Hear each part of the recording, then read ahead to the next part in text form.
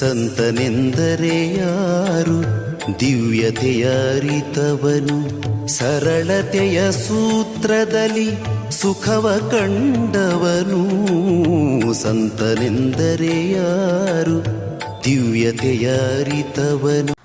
ಆನೋ ಭದ್ರ ಕೃತವಯಂತು ವಿಶ್ವತಂ ಎಂಬ ಸಂಚಿತ್ತನೆಯನ್ನ ಸ್ಮರಿಸಿಕೊಳ್ಳುತ್ತಾ ಇಲ್ಲಿ ಸಮ್ಮಿಲನಗೊಂಡಿರುವ ಎಲ್ಲ ನನ್ನ ಪೂಜನೀಯ ಮನಸ್ಸುಗಳಿಗೆ ಆದರಣೀಯ ಪ್ರಣಾಮಗಳು. ಬಂಧುಗಳೇ, ರಾಮಾಯಣ ಮತ್ತು ಮಹಾಭಾರತ ನಮ್ಮ ಹೆಮ್ಮೆಯ ಭಾರತದ ಎರಡು ಕಣ್ಣುಗಳಿದ್ದ ಹಾಗೆ. ಸಹಸ್ರಾರು ವರ್ಷಗಳಿಂದ ಕೋಟ್ಯಾಂತರ ಜನರ ಜೀವನವನ್ನ, ಬದುಕು, ಚಿಂತನೆ, ಸಂಸ್ಕೃತಿಯ ಮೇಲೆ ಗಾಢ ಪ್ರಭಾವ ಬೀರುವ ಒಂದು ಪವಿತ್ರ ಗ್ರಂಥವೇನಾದರೂ ಇದ್ದರೆ ಅದು ನಿಸ್ಸಂದೇಹವಾಗಿ ವಾಲ್ಮೀಕಿ ರಾಮಾಯಣವೇ. ಇದು ಭಾರತದಲ್ಲೇ ಹುಟ್ಟಿ ವಿಶ್ವಮಾನ್ಯವಾಗಿರುವ ಕಾವ್ಯ. ಒಬ್ಬ ಶಿವಾಜಿಯನ್ನ, ನರೇಂದ್ರನೊಳಗಿರುವ ವಿವೇಕಾನಂದರನ್ನ, ಮೋಹನ್ ದಾಸರೊಳಗಿರುವ ಮಹಾತ್ಮ ಗಾಂಧೀಜಿಯನ್ನ, ಹೀಗೆ ಲಕ್ಷೋಪಲಕ್ಷ ಜನರ ಜೀವನವನ್ನ ರೂಪಿಸಿರುವ ಅನನ್ಯ ಕಾವ್ಯವಿದು. ಈ ತುಂಬಿದ ಸಭೆಯಲ್ಲಿ ನಾನು ಮಧುರ ನೀತಿಯ ಕಾವ್ಯವಾದ ರಾಮಾಯಣ ಮತ್ತು ರಾಮಾಯಣದ ಕರ್ತು ವಾಲ್ಮೀಕಿ ಹಾಗೂ ಅವರ ಸಂದೇಶದ ಕುರಿತು ನನ್ನ ಮತಿಯ ಮಿತಿಗೆ ಹೊಳೆದ ವಿಚಾರಗಳನ್ನ ಮಂಡಿಸಲು ಇಚ್ಛಿಸುತ್ತೇನೆ. ವಾಲ್ಮೀಕಿಯವರ ಪೂರ್ವಾಶ್ರಮದ ಹೆಸರು ರತ್ನಾಕರ. ಇವರು ಪ್ರಚೇತಸನ ಮುನಿಯ ಮಗ. ಎಳೆಯ ವಯಸ್ಸಿನಲ್ಲಿ ಆಟವಾಡುವಂತಹ ಸಂದರ್ಭದಲ್ಲಿ ದಾರಿ ತಪ್ಪಿಸಿಕೊಂಡು ಬಿಟ್ಟರು. ಕಾಡಿನಲ್ಲಿ ಬೇಡನೊಬ್ಬ ಇವರನ್ನ ಸಾಕತೊಡಗಿದ. ತನ್ನ ಬೇಟೆಗಾರಿಕೆಯನ್ನ ಹುಡುಗನಿಗೂ ಕಲಿಸಿಕೊಟ್ಟ. ರತ್ನಾಕರ ಕ್ರೂರ ಬೇಟೆಗಾರಿಕೆಯಂತಹ ಗುಣಗಳನ್ನ ಬೆಳೆಸಿಕೊಳ್ಳುವುದರ ಜೊತೆಗೆ ಅದ್ಭುತ ಉತ್ತಮ ಬೇಟೆಗಾರನಾದ. ಮದುವೆಯೂ ಆಯಿತು, ಮಕ್ಕಳೂ ಆದವು, ಕಷ್ಟವೂ ಎದುರಾಯಿತು. ಇದರಿಂದ ಕಳ್ಳತನದ ಕೆಲಸಕ್ಕೆ ಇಳಿದ. ಇದೇ ದಾರಿಯಲ್ಲಿ ಹೋಗುತ್ತಿರುವಾಗ ನಾರದರು ಭೇಟಿಯಾಗಿ ಇವನ ಪಾಪ ಕಾರ್ಯದ ಕುರಿತು ತಿಳಿಸಿದರು. ಇದು ಕೇವಲ ನನ್ನ ಸಂಸಾರದ ನಿರ್ವಹಣೆಯ ನಿಮಿತ್ತವೆಂದ. ಹಾಗಾದರೆ ನಿನ್ನ ಆ ಪಾಪ ಕಾರ್ಯದಲ್ಲಿ ನಿನ್ನ ಸಂಸಾರ ಭಾಗಿಯಾಗುವುದೇ ಎಂದು ನಾರದರು ಪ್ರಶ್ನಿಸಿದಾಗ ರತ್ನಾಕರ ಸ್ವಲ್ಪ ಸಮಯ ತಡಬಿಡಿಸಿದ. ಸಂಸಾರವೇ ಎಂದು ವಿಚಾರಿಸಿದ. ಯಾರೊಬ್ಬರ ಪಾಪ ಕಾರ್ಯದಲ್ಲೂ ಇನ್ನೊಬ್ಬರು ಭಾಗಿಯಾಗಲು ಸಿದ್ಧವಿರುವುದಿಲ್ಲ. ಹೀಗೆ ನಾರದರು ರತ್ನಾಕರನನ್ನ ರಾಮದಾಸನಾಗಿಸಿದರು. ರಾಮನಾಮದ ಸ್ಮರಣೆಯಲ್ಲಿ ಕುಳಿತ ರತ್ನಾಕರನ ಸುತ್ತ ಹುತ್ತ ಬೆಳೆಯಿತು. ಸಂಸ್ಕೃತದಲ್ಲಿ ವಲ್ಮೀಕ ಎಂದರೆ ಹುತ್ತ. ಹುತ್ತದಿಂದ ಹೊರಬಂದು ವಾಲ್ಮೀಕಿಯಾಗುತ್ತಾನೆ. ರತ್ನಾಕರ ಮೊದಲಿನ ರತ್ನಾಕರನಾಗಿರದೆ ಕರುಣಾಕರನಾಗಿರುತ್ತಾನೆ. ಒಂದು ದಿನ ತಮಸಾ ನದಿಯ ಹತ್ತಿರ ಹೋಗಿರುತ್ತಾನೆ. ಜುಳು ಜುಳು ನಾದ ನಿನಾದ ಮಾಡುತ್ತಾ ಹರಿಯುತ್ತಿರುವ ತಿಳಿ ನೀರನ್ನು ಕಂಡು ಸಂತೋಷ ಪಡುತ್ತಾನೆ. ಇನ್ನೇನು ಸ್ನಾನ ಮಾಡಲೆಂದು ನೀರಿಗೆ ಇಳಿಯುವಷ್ಟರಲ್ಲಿ ಪ್ರೇಮ ಚಕ್ಕಂದದಲ್ಲಿ ತೊಡಗಿರುವ ಕ್ರೌಚ ಪಕ್ಷಿಗಳ ಜೋಡಿಯೊಂದು ಇವನ ಕಣ್ಣಿಗೆ ಬೀಳುತ್ತದೆ. ಅದನ್ನು ವೀಕ್ಷಿಸುವ ಸಂದರ್ಭದಲ್ಲಿ ಅದೆಲ್ಲಿಂದಲೋ ಬಂದ ಒಂದು ಬಾಣ ಗಂಡು ಕ್ರೌಚ ಪಕ್ಷಿಗೆ ತಗಲುತ್ತದೆ. ಗಂಡು ಕ್ರೌಚ ಪಕ್ಷಿ ಗತಾಸುವಾಗಿ ಧರೆಗಿಳಿಯುತ್ತದೆ. ಹೆಣ್ಣು ಕ್ರೌಚ ಪಕ್ಷಿ ಪಟ ಪಟ ರೆಕ್ಕೆಗಳನ್ನು ಬಡಿಯುತ್ತಾ ವಿಲ ವಿಲ ಎಂದು ವಿಲಾಪಿಸುತ್ತದೆ. ಈ ದೃಶ್ಯವನ್ನ ಕಣ್ಣಾರೆ ಕಂಡ ಮುನಿಗಳು ಬಾಣ ಬಂದ ದಿಕ್ಕಿನತ್ತ ನೋಡುತ್ತಾರೆ. ವ್ಯಾಧ್ಯನೊಬ್ಬ ತಾನು ಕೊಂದ ಪಕ್ಷಿಯನ್ನ ನೋಡಲು ಧಾವಿಸಿ ಓಡಿ ಬರುತ್ತಿರುತ್ತಾನೆ. ಅವನನ್ನು ಕಂಡು ಶಾಪವನ್ನ ಮಾಡುತ್ತಾರೆ. ಮಾ ನಿಷೇಧ ಪ್ರತಿಷ್ಠಾತ್ವಹಂ, ಅಂದರೆ ಎಲೋ ವ್ಯಾಧ್ಯನೇ, ನೀನು ನಿನ್ನ ಆ ಜೀವನ ಉದ್ದಕ್ಕೂ ಏಳಿಗೆಯನ್ನ ಹೊಂದುವುದು ಬೇಡ. ಕ್ರೌಚ ಮಿಥುನದಲ್ಲಿದ್ದ ಪಕ್ಷಿಯನ್ನ ನಿರ್ದಯನವಾಗಿ ಕೊಂದು ಬಿಟ್ಟೆಯಲ್ಲ ಎಂದು ಶಾಪವನ್ನು ನೀಡುತ್ತಾರೆ. ಇದೇ ಶೋಕವದು 24,000 ಶ್ಲೋಕಗಳಿರುವ ರಾಮಾಯಣವಾಗಿ ಅನುಷ್ಠುಪ ಛಂದಸ್ಸಿನಲ್ಲಿ ರಚನೆಯಾಗುತ್ತದೆ. ಶೋಕವೇ ಶ್ಲೋಕವಾದ ರೋಚಕ ಕಥೆ ಇದು. ಭಾರತೀಯರೆಲ್ಲರಿಗೂ ಜಗದ್ವಂದ್ಯ ಕವಿಯಾದ ಮಹರ್ಷಿ ವಾಲ್ಮೀಕಿಗಳೆಂದರೆ ಏಕೆ ಆದರಣೀಯವೇ ಗೊತ್ತೇ? ಪ್ರಪ್ರಥಮ ಬಾರಿಗೆ ಪವಾಡದ ಪರಿಭಾಷೆಯನ್ನ ಬದಲಾಯಿಸಿದ ಕೀರ್ತಿ ಮಹರ್ಷಿ ವಾಲ್ಮೀಕಿಗಳಿಗೆ ಸಲ್ಲಬೇಕು. ನೀರಿನ ಮೇಲೆ ತೇಲುವುದು ಪವಾಡವಲ್ಲ, ಅಜ್ಞಾನವೊಂದು ಜ್ಞಾನ ಶಕ್ತಿಯಾಗಿ ಪರಿವರ್ತನೆಗೊಳ್ಳುವುದು ಪವಾಡವೆಂದು ಸಾರಿ ಸಾರಿ ಹೇಳಿದ ಮತ್ತು ಅದಕ್ಕೆ ತನ್ನನ್ನೇ ತಾನು ನಿದರ್ಶನವಾಗಿಸಿಕೊಂಡ ಮಹರ್ಷಿ ವಾಲ್ಮೀಕಿಗಳಿಗೆ ನಾವೆಲ್ಲರೂ ಅಭಿನಂದಿಸಲೇಬೇಕು. ನೀನೊಲಿದರೆ ಕೊರಡು ಕೊನ್ನರುವುದಯ್ಯ, ನೀನೊಲಿದರೆ ಬರಡು ಎನ್ನುವುದಯ್ಯ ಎಂಬ ಬಸವಣ್ಣನವರ ಮಾತಿಗೆ ಅನುಗುಣವಾಗಿ ಪರಿವರ್ತನೆಯ ಸಮಯವದು ಒದಗಿ ಬಂದರೆ ಶಿಲೆಯು ಶಿಲ್ಪವಾಗುತ್ತದೆ, ಕಲ್ಲು ಕಲ್ಪವಾಗುತ್ತದೆ, ಕ್ರೌರ್ಯ ಕರುಣೆಯಾಗುತ್ತದೆ ಎಂಬ ಮಾತಿಗೆ ವಾಲ್ಮೀಕಿಯವರೇ ನಿದರ್ಶನ. ಇಡೀ ಜಗತ್ತಿಗೆ ರಾಮಾಯಣದ ರಸಾಮೃತವನ್ನು, ರಾಮ ರಸಾಯನವನ್ನು ಉಣ್ಣಬಡಿಸಿದ ಮೊದಲ ಕವಿ ಮಹರ್ಷಿ ವಾಲ್ಮೀಕಿ ಎಂಬುದನ್ನು ನಾವೆಲ್ಲರೂ ಮರೆಯಬಾರದು. ವಾಲ್ಮೀಕಿಯವರು ಒಬ್ಬ ರಾಮಕವಿ, ಇನ್ನುಳಿದ ಕವಿಗಳ ಹಾಗೆ ರಾಜಕವಿ ಏನಲ್ಲ.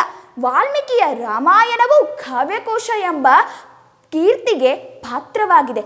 ಆತ್ಮೀಯರೇ, ವಾಲ್ಮೀಕಿ ಆಗುವುದೆಂದರೆ ತಪಸ್ಸಿಗೆ ಕೂರುವುದಲ್ಲ, ಬದುಕನ್ನೇ ತಪಸ್ಸಿನಂತೆ ಕಳೆಯುವುದು. ನಮ್ಮನ್ನು, ನಮ್ಮ ಅಡ್ಡದಾರಿಗಳನ್ನು ಬಿಟ್ಟು ಬದುಕಿನ ಒಳ್ಳೆಯ ಹೆದ್ದಾರಿಯನ್ನು ಸೇರುವುದು ಎಂಬುದನ್ನು ನಾವೆಲ್ಲರೂ ಮರೆಯಬಾರದು. ಮಾನವ ನ್ಯಾಯಯುತ ಮಾರ್ಗದಲ್ಲಿ ನಡೆಯಬೇಕು ಹೊರತು ಕೊಂದು ಬದುಕುವುದು ಬದುಕಲ್ಲ, ಇನ್ನೊಬ್ಬರನ್ನ ಉಳಿಸಿ ಬದುಕುವುದು ಬದುಕು ಎಂಬುದನ್ನು ನಾವೆಲ್ಲರೂ ಎಂದಿಗಿಂತ ಇಂದು ಅರಿಯಬೇಕಾಗಿದೆ. ರಾಮಾಯಣದಲ್ಲಿ ಪ್ರತಿಯೊಬ್ಬರಿಗೂ ಒಂದು ಪಾಠವಿದೆ, ಪ್ರತಿ ಸಮಸ್ಯೆಗೂ ಒಂದು ಪರಿಹಾರವಿದೆ. ಧರ್ಮ ಮಾರ್ಗದಲ್ಲಿ ಧಾರ್ಮಿಕ ಮತ್ತು ಸಾಮಾಜಿಕ ಗುಣಗಳನ್ನು ಪ್ರತಿಪಾದಿಸುವ ದಾರಿದೀಪವಾಗಿ ಜ್ಞಾನದ ದಾರಿ ತೋರಿಸುತ್ತದೆ. ಮಗನೆಂದರೆ ಶ್ರೀರಾಮನಂತೆ, ತಮ್ಮನೆಂದರೆ ಲಕ್ಷ್ಮಣನಂತೆ, ಹೆಂಡತಿಯೆಂದರೆ ಸೀತೆಯಂತಿರಬೇಕು ಎಂಬ ಆದರ್ಶಗಳು ಇಲ್ಲಿವೆ. ಪರನಾರಿಯ ಮೇಲೆ ಕಣ್ಣು ಹಾಕಿದರೆ ಒದಗುವುದು ಕೇಡು ಎಂದು ಇಂದಿನ ವಿದ್ಯಮಾನಗಳಿಗೆ ತಕ್ಕ ಪಾಠದಂತಿದೆ.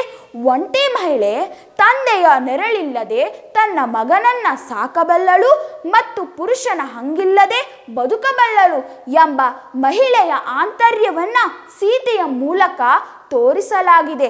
ಪ್ರಿಯ ಕೇಳುಗರೆ, ರಾಮಾಯಣವು ಭಾರತೀಯರ ಪೂಜ್ಯನೀಯ ಗ್ರಂಥವಾಗಿರುವುದು ಕಥೆಯಿಂದ ಮಾತ್ರವಲ್ಲ, ಭಾರತೀಯ ಸಂಸ್ಕೃತಿಗಳನ್ನು ಚಿರಸ್ಥಾಯಿಯಾಗಿ ಬೇರೆ ಬೇರೆ ಪಾತ್ರಗಳಲ್ಲಿ ಕವಿ ಇಲ್ಲಿ ಮನೋಹರವಾಗಿ ಎರಕ ಒಯ್ದಿದ್ದಾರೆ.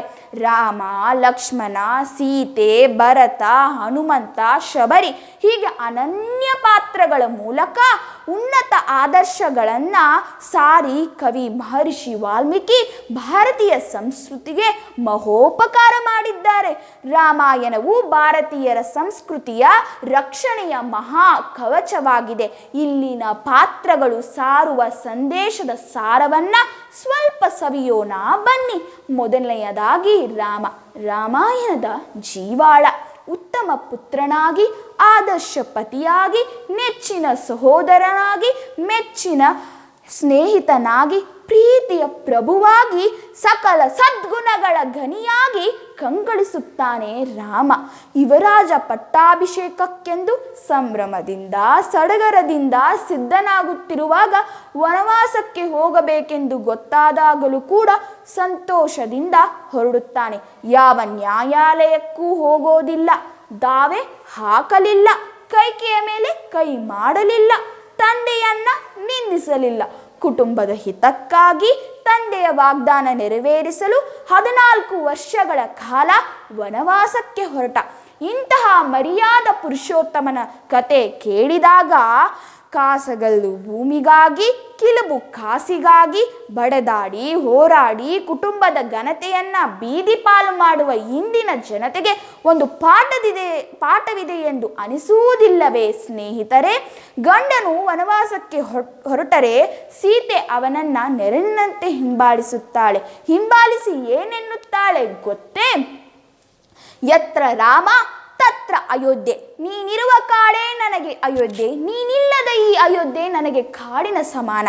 ಚಂದ್ರನಿಲ್ಲದೆ ಪ್ರಭೆ ಇರಬಲ್ಲಳೇ, ತಂತಿಯೇ ಇಲ್ಲದೆ ವೀಣೆ ನುಡಿಯುವುದೇ, ಚಕ್ರವೇ ಇಲ್ಲದೆ ರಥ ಉರುಳುವುದೇ, ಸ್ತ್ರೀಯರಿಗೆ ಗಂಡನೇ ಉಳಿದೆಲ್ಲ ಆಭರಣಗಳಿಗಿಂತ ಉತ್ತಮ ಭೂಷಣ ಎಂದು ಅಂದು ಅಲ್ಲದೆ ರಾವಣ ಅಪಹರಿಸಿ ಅಶೋಕವನದಲ್ಲಿ ಯಾವ ರಾವಣನ ಆವಿಷ್ಯಗಳಿಗೂ ಒಳಗಾಗದೆ ಸುಮಾರು 1 ವರ್ಷಗಳ ಕಾಲ ವೀರಾಗಿನಿಯಂತೆ ರಾಮ ಧ್ಯಾನದಲ್ಲೇ ಕುಳಿತಳು.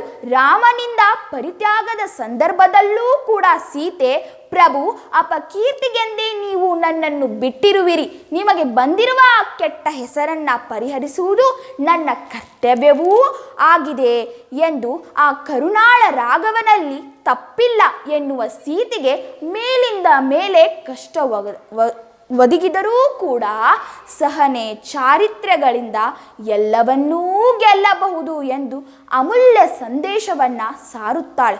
ರಾಮನಿಗೆ ಮಾತ್ರ ವನವಾಸ ಇದ್ರೂ ಕೂಡ ಲಕ್ಷ್ಮಣ ಅವನ ರಕ್ಷಣೆಗೆ ಹೋಗ್ತಾನೆ. ತಾಯಿ ಸುಮಿತ್ರೆ, ಮಗನೇ, ನಿನ್ನನ್ನು ಹಡೆದದ್ದೇ ನಾನು ರಾಮ ಸೇವೆಗೆಂದು. ಇನ್ನು ಮುಂದೆ ನಿನಗೆ ಆ ಕಾಡೇ ಅಯೋಧ್ಯೆ, ರಾಮನೇ ತಂದೆ, ಸೀತೆಯೇ ತಾಯಿ ಎಂದು ಹೇಳುತ್ತಾಳೆ. ಆಕೆಯ ಔದಾರ್ಯವೆಂಥದ್ದು!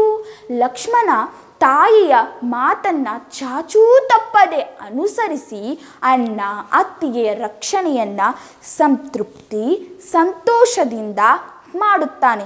ನಾನೀಗ ಹೇಳುವ ಪ್ರಸಂಗವಂತೂ ಲಕ್ಷ್ಮಣನ ತ್ಯಾಗ, ಬದ್ಧತೆ, ಅಣ್ಣ ಅತ್ತಿಗೆಯರ ಒಂದು ಬಾಂಧವ್ಯ ಎಂಥದ್ದು ಅನ್ನೋದನ್ನು ತೋರಿಸಿಕೊಡುತ್ತದೆ. ಲಕ್ಷ್ಮಣನ ತ್ಯಾಗ, ಬದ್ಧತೆ ಇದರೆಲ್ಲದರ ವಿಚಾರವನ್ನು ಹೇಳಿ ಇಂದಿನ ಸಮಾಜಕ್ಕೆ ಸಾರುವುದು ಬೇಕಾಗಿದೆ.